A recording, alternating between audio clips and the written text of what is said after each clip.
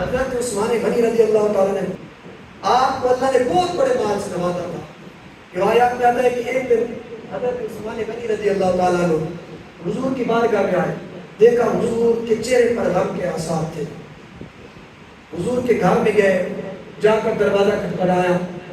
آگے سے ام المومنین حضرت عائشہ صدیقہ رضی اللہ تعالیٰ عنہا، آپ نے اندر سے جواب دیا، فرمایا کون؟ فرمایا کہ اماں جی عثمان آیا ہے۔ میں کیسے آنا ہوا؟ میں اماں جی بتائیں، حضور کے چہرے پر غم کے آثار ہیں، وجہ کیا ہے؟ فرمایا عثمان آج 3 دن ہو گئے اللہ کے نبی کے گھر میں چولہا نہیں جلا۔ فرمایا نہ حضور نے کچھ کھایا نہ حضور کے اہل بیت نے کچھ کھایا ہے، اس وجہ سے اللہ کے نبی کے غم پر آثار ہیں۔ گرامی قدر حضرات، لیکن عثمان بھی تو عثمان تھا، وہ بڑا وفادار حضور کا صحابی تھا۔ عثمان نے روتے ہوئے اپنے گھر کی طرف منہ کیا، جناب اپنے گھر میں گئے، جا کر کچھ سامان اٹھایا، جا کر بازار کے اندر وہ سامان بیچا، سامان بیچ کر جناب خرد و نوش کی چیزیں لی، کھانے کے لیے چیزیں لی، پھر آئے اللہ کے نبی کے گھر میں آئے۔ حضرت عثمان غنی رضی اللہ تعالیٰ عنہ نے پھر آ کر دروازہ کھٹکھٹایا، آگے سے ام المومنین حضرت عائشہ صدیقہ رضی اللہ تعالیٰ عنہ نے جواب دیا، فرمایا کون ہو؟ فرمایا اماں جان عثمان آیا ہے۔ فرمایا کیسے آنا ہوا؟ فرمایا اماں جان آپ ذرا پردہ کریں، میں کھانے پینے کے لیے کوئی اشیاء لے کر آیا ہوں، وہ آپ کے گھر میں رکھنا چاہتا ہوں۔ جب آپ اندر داخل ہوئے پھر آپ کے دل نے ملامت کی، فرمایا عثمان 3 دن سے اہل بیت نے کچھ کھایا نہیں ہے، ان سے کام نہیں ہوگا، کیوں نہ تم خود کھانا بنا کر اہل بیت کو کھلاؤ، اللہ کے نبی کو کھانا کھلاؤ۔ حضرت عائشہ صدیقہ فرماتی ہے میں پردے سے چھپ کر دیکھ رہی تھی،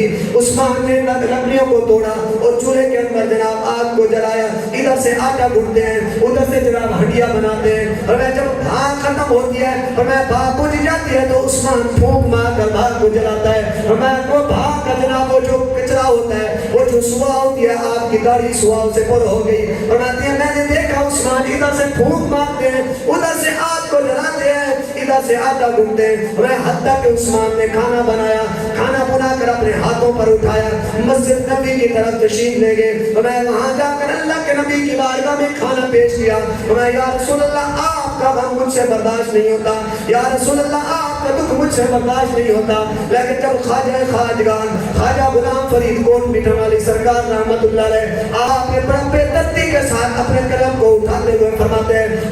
تند تنور ہٹانا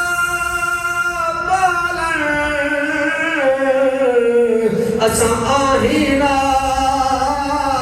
لتپایا بھر بھر بکیاں پیڑے کی تے ادو پلو تھنے شیک دلایا تے تن دی ہانڈی مندہ سالن ادو لون سبردہ پایا غلام فریدہ میں ساری دیری تے تینو اجے اتبار۔ اس وجہ سے ہم کہتے ہیں شرم و حیا کا پیکر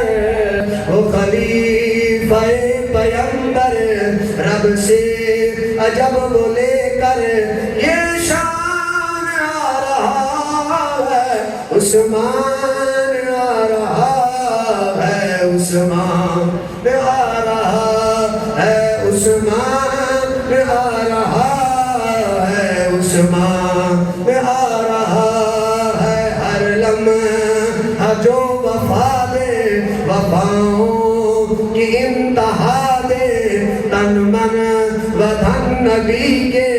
قدموں پہ جو لٹا دے آقا بھی مسکرائیں پھر سب کو یہ بتائیں دنیا میں اس کی جنت کا اعلان آ رہا ہے عثمان آ رہا ہے عثمان آ رہا محبت کے ساتھ پڑھیے عثمان آ رہا ہے عثمان آ رہا ہے شرم و حیا کا پیکر وہ خلیفہ پیغمبر رب سے عجب وہ لے کر یہ شان آ رہا ہے عثمان آ رہا